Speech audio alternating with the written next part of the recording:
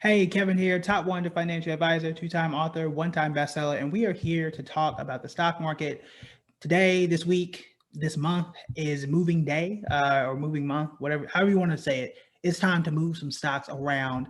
If you've been following me on public, you definitely saw some activity over the last few days. And I follow a simple process for investing. So, number one, first and foremost, I put a lot of money towards index funds. It's the easiest thing to do. If I ever make a mistake, the index funds pretty much got me. And it's easy, simple. I don't need to worry about nothing for the long term. But in addition to that, I'm much more of a momentum investor, meaning that I keep the winners and I sell the losers. So if the stock is doing well, I'm gonna keep riding it. If the stock is not doing well or is not doing well enough, then it's got to go. I treat it a lot like a basketball team. If you out here balling, you out here doing what you're supposed to be doing, you're playing defense, you scoring points, perfect. But if you're on the bench and you not contributing to the team, you gotta go. And I don't care what you think you're gonna do in the future or whatever. I'm worried about what did you do between June and December. And if you didn't do it, you're gone. Catch me back in June and maybe maybe you got your game together and maybe I'll pick you up back then. We'll see. All right. So the good thing too, before I get into some of the moves that I made and why, the good thing too about it is if you continuously do it, let's say usually a year or 2 years, usually like 2 years, you start to really build up some very, very strong positions because you're only keeping the things that are good as opposed to like hoping and praying that something is going to work for you. So we're going to go through it. And there are a few that I'm really, really excited about. I'll do another video about a split decision that was had. It was a debate, at least in my mind, for like 3 or 4 hours about which one of these stocks I should choose and why. There's a reason why I did not choose both. So I want to get into that as well, but we'll say that for a separate video. All right, so I am on my public portfolio. If you don't know, it's public.com/buildingbread. Something in my eye, sorry. So make sure you go there and you can see like why I bought it, when I sold it, all that type of stuff. All right, so again, it's moving day. Y'all know I've been saying it all year long. June and December, that's when I do it. You could also say January and July. It's very rare occasions where I'll add something in just a random part of the year, and we'll get to those as well. All right, so and it also cool because it shows you how long you've been in it, which gives us a good indication too. All right, so Equinix, they were a technology REIT. I thought they were going to do very well. Actually, they did do very well up until October. And we know with the election, all that kind of stuff, October just wasn't good. Neither was November for the most part. So it was down 2.39%. It's really not that much. Not that big of a concern, but it didn't do what it was supposed to do. And it didn't do what other stocks did in my portfolio. So they had to go. So they were gone. Johnson & Johnson. I invest in Johnson & Johnson because they were in at the point in time that we invested in them 183 days ago. They were in the running for the vaccine. You had Moderna, which we knew Moderna was going to make probably the most money. You had Moderna, you had Pfizer, you had Johnson & Johnson, AstraZeneca, and others. I chose Johnson & Johnson because I knew it was solid. I knew I wasn't going to lose money, and I didn't. I actually made money here, just not a whole lot. Actually just 0.54%. So that's clearly not exciting, but also with the more kids coming out of the woodworks, the COVID woodworks, I expected it to be just a bit more. Again, it's more established, and we talked about this the other day about, a Pfizer, which is up, like 4 or 5% this year, or actually I think like 10% this year, which is good, but it's still not better than the stock market. It's still not a Moderna. There was a reason Moderna still new, so that's why I hadn't invested in that one. So, you got to go Johnson & Johnson. No hard feelings, but you're not pulling your weight. I need, 10 or 15 points, not just, a half a point a game. All right. And this basketball reference for those that may not get it. All right. So Domino's, got to go down 1.78%. That ain't bad. I mean, it's really not. Going back to IPO at some point this year, at one point rather this year, they were doing better than Google, going all the way back to 2004. Their orders were going up. The revenue had been going up. The stock just hasn't been going up. I have no idea why. People are still at home. Sports was back on, which means people were ordering wings and pizza and all that kind of stuff. Just hadn't really panned out for Domino's. Again, it's only down from the time that I had it, less than 2%. So really not that big a deal. But again, the strategy is the strategy. I'm very unemotional. I enjoy the Domino's sandwiches, and the cheesy bread is absolutely amazing. The pizza, you can debate that somewhere else. Having lived in New York, ain't nobody better than pizza than us. I will fight you, Chicago. But for Domino's, I don't know why it's down. But again, like if I were emotional about it, I would keep Domino's because I enjoy the product, right? Or portions of the product.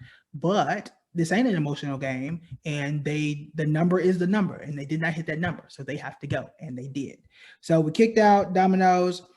Digital Realty Trust, they were a REIT that should have done really well. They did do well at one point this year. Again, October threw all of that off. This is the worst one. They were down 8.4%. Electronic Arts had it for 183 days. They had been doing well. They also fell off in October and hadn't really overcome. They're only down 2.25%. Again, not a huge deal, but you didn't hit the bar. You didn't hit the cutoff. So they had to go. So those are the ones that we sold. Now, what did we keep? We kept a lot of the bigger players for obvious reasons, because those weren't the only stocks that I chose. Obviously, Apple, Amazon, Alphabet, which is Google, and Microsoft. Amazon alone is up 33%. So that by itself offset the losses in the other ones. And I think the combined loss was 12 or 14%. And that's just one stock. So just Amazon offset the losses for all of those. Just Amazon by itself, not to mention Apple, not to mention Google, not to mention even Microsoft. I'm looking here. Google, since I got it, is up 27%. So we actually overall, we didn't lose any money. We actually made a lot of money combined, but those stocks by themselves that we got rid of just didn't really, make the cut. All right. So what do we add and why? What did I add and why? Also, one other thing. Other things that we kept, sorry. We kept Danaher. They're a healthcare company. They're up 26% since I got it. So that was a good one as well. They survived into the next round, which is in June. I would expect them to continue that performance, which I would definitely hope. O'Reilly and Adobe were two stocks that I added very recently. So they're not close to that 6-month time horizon yet, or evaluation point rather. We did a video on O'Reilly. Adobe is down a little bit. I'm not concerned because I got it like maybe 2 months ago or so. So it's super early for them. Funny thing though, my son has Adobe in his account and he's up, I think 15 or 20%. So I have to go back and see when I bought it for him, but I clearly should have bought it at the same time my son did. But I'm currently down on that one. We'll see. But again, yeah, not that big a deal yet. Now come June, Adobe might have to go if they don't get their act together. All right, now, so what do we add and why? So I added only 1, 2, 3, 4 stocks here, and Square was the first one. I'll do a separate video on why I chose Square versus PayPal, but Square was the one I chose. It is exciting. It's up 193% this year alone. You pretty much know what Square does. I'll also give you this. They actually own Cash App too, in the same way that PayPal owns Venmo. So they're very similar companies, but I ended up going with Square. I actually did a poll on public. I think 60% of people actually kind of agreed and kind of went with Square. But there's a lot of information there. We'll do a separate video on that one. I'm excited. Hopefully, what I would prefer to do, again, I'm gonna let the numbers and the math tell me what to do. I would prefer, if Square continues to do well, I think I'm gonna move into the long-term category and make it my next Apple, Amazon, Netflix, Google. Does it make it the same company? It does not. But I think it's something I wanna hold for a very, very, very long time, as opposed to having it, as a trial, right? We added Thermo Fisher. They are a healthcare company. Just kind of switching it up just a bit. I want to have tech. Obviously, you guys know I'm a big believer in tech, but I want to have something to kind of, balance me out just a little bit more. Not necessarily healthcare just because of COVID, but they're just a good company in general, highly rated in that category. Then I've got Nike. My son had Nike. He's had it for a while. He's very, very good, or doing very, very well with Nike. I just started. So hopefully I can be on the same track. Again, it's another way for me to diversify, because I don't want to have everything in tech. I do want to be in some different areas in this investment category here. And then lastly, we have T-Mobile, which I'm really excited about. T-Mobile has been booming.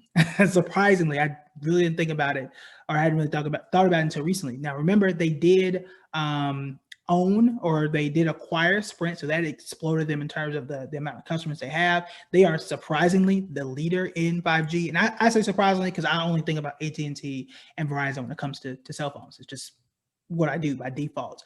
Maybe it's all the commercials, but T-Mobile is leading, and they are doing really, really well. They're also doing extremely well in the rural markets too. They have the fastest coverage. They've been up, and I'm pulling up here. Let me see where to go.